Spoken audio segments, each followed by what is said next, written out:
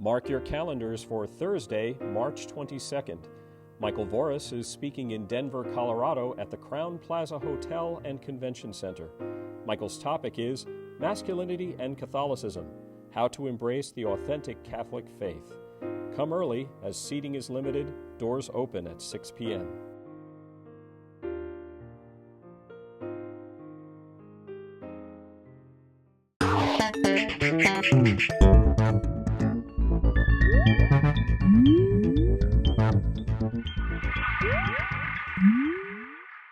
Hello everyone and welcome to The Vortex, where lies and falsehoods are trapped and exposed. I'm Michael Voris.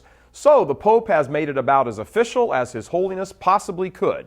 Now quoting LifeSiteNews.com, quoting the Pope said that he and the bishops must recognize and admit the deficiencies in the teaching of the faith, catechesis, of recent decades. That teaching, he said, quote, failed at times to communicate the rich heritage of Catholic teaching on marriage as a natural institution elevated by Christ to the dignity of a sacrament, the vocation of Christian spouses in society and in the church, and the practice of marital chastity, end quote.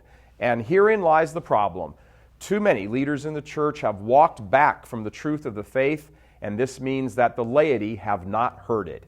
Here's the message that needs to break through loud and clear. Sin has consequences in this life as well as the next. It's just that simple.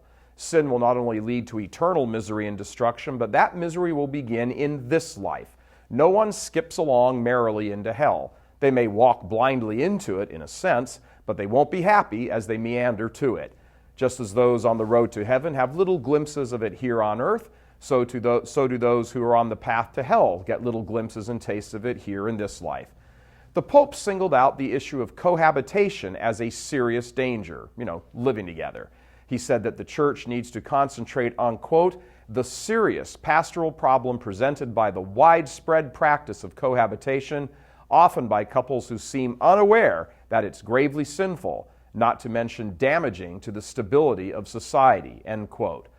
When a couple presents themselves before a priest for marriage prep, there is hardly a less charitable thing a priest could do in this moment than to not inquire about if they are living together in sin.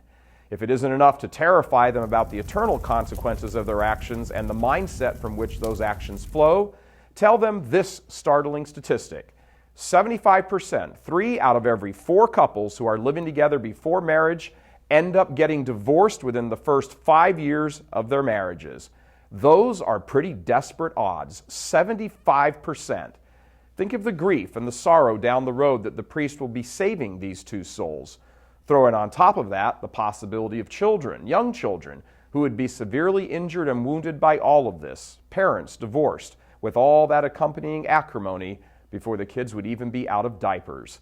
Such sadness and misery, and largely avoidable. Can you imagine the look and the thought of a couple coming in to get their wedding plans all set, only to hear from the other side of the desk something like, and do you each also have a good divorce attorney lined up? Because the overwhelming odds are you're going to need one. And perhaps the priest should continue. And while we're on the topic, young man, how much alimony are you capable of coming up with each month? And of course, then there's also the question of possible child support. Just how much money do you make each month? Divorce and fatherless children is not only devastating to the individuals involved, it has a tsunami-like effect on all of society. This is the Pope's blunt message to church leaders. Tell the truth and make it very clear. We've had enough silence. God love you. I'm Michael Voris.